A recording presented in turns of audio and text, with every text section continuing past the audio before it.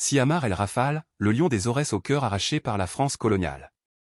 Après son martyre, le corps d'Ammar El Rafale fut transporté par l'armée coloniale française d'abord au quartier général de Kanchla, puis au village de Babar. Son père et plusieurs habitants furent convoqués afin de l'identifier. L'ennemi voulait répandre l'idée que la révolution était terminée avec la mort de ce combattant redouté. Un policier français s'adressa à un citoyen en lui lançant: « Voilà, Ammar El Rafale, le malfaiteur, est mort, et avec lui la révolution, n'est-ce pas ?» Le citoyen répondit avec fierté: « Oui, Ammar El Rafale est mort, mais toutes ces montagnes sont Ammar El Rafale. » Ce témoignage marqua le début d'une intensification des attaques contre l'armée coloniale, qui subit de lourdes pertes dans la région. Dans un geste de barbarie inouïe, les soldats français lui arrachèrent le cœur après sa mort et l'attachèrent à un cheval. Quand l'animal s'arrêta, un soldat donna un coup de pied à ce cœur martyrisé. Son supérieur le réprimanda aussitôt. L'aurais-tu fait s'il avait été vivant?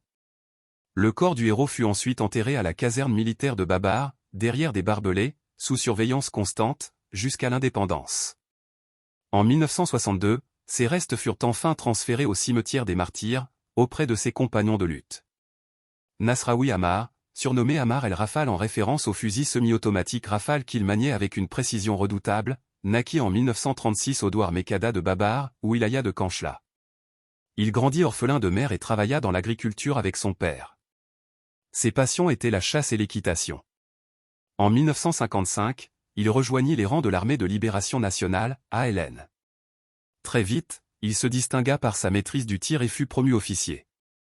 On lui confia alors la direction de la cime zone de la wilaya historique, Aurès-Nemancha.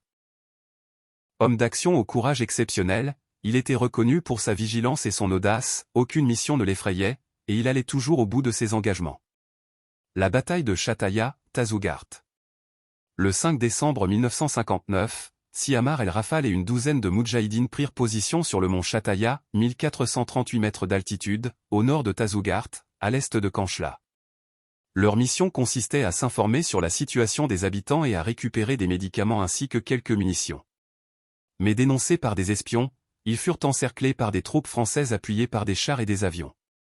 Face à cet assaut massif, Ammar El Rafale et ses compagnons tinrent tête avec une bravoure exemplaire. Refusant de se rendre, il tomba en martyr, fidèle à son serment de libérer la patrie. En plus de son rôle militaire, Ammar El Rafale eut une influence politique notable. Avec son compagnon d'armes Si Hafsaoui Belkacem, dit Belkacem ou Lakri, il fit échouer l'opération dite « Paix des Braves », signée en mai 1958 entre certains responsables de la LN et l'armée coloniale. Ils exécutèrent Si Salah Haïtat Baïti, alors chef de la LN dans la région, à Oued Latriba près de Babar, et convainquirent les moudjahidines égarés de reprendre les armes. Par cette action, ils relancèrent la lutte armée dans les montagnes des Nemancha et infligèrent de lourds revers à l'ennemi. Le martyr Siammar El Rafale incarne le courage, la fidélité et le sacrifice. Sa mémoire vit dans le cœur de son peuple, comme le dit la plainte symbolique de la colombe endeuillée. La mémoire du martyr vit éternellement dans les cœurs. Gloire et éternité à nos martyrs.